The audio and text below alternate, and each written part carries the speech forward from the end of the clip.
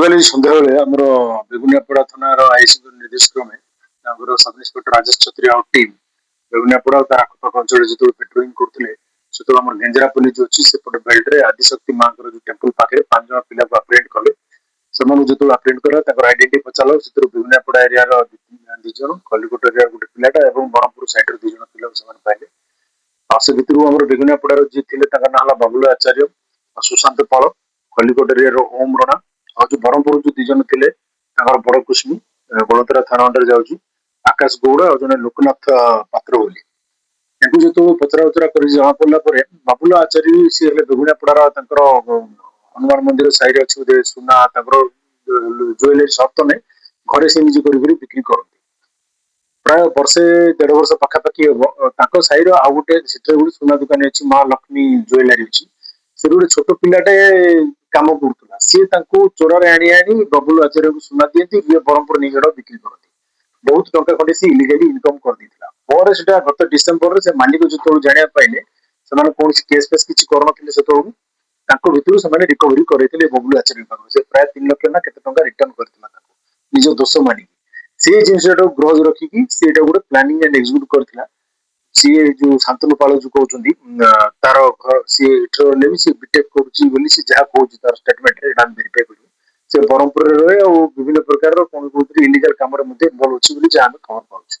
ସେଟା ତଦନ୍ତରେ ଜଣା ପଡିବ।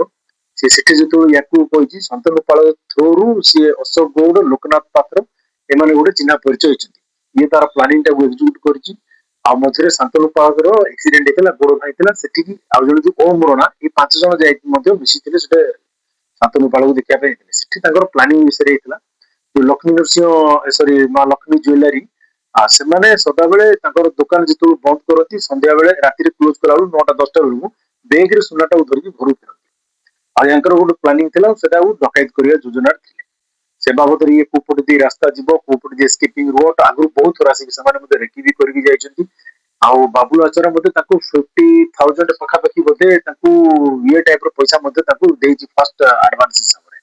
ଏକ୍ସିକ୍ୟୁଟ ହେଲା ପରେ ଯାହା ବାକି କରିଥାନ୍ତେ ଆଉ ଏ ବାବଦରେ ସେମାନେ ଭାଗ ବାଣ୍ଟିକରି ସୁନାଟାକୁ ନେବାର ଯୋଜନା କରିଥିଲେ।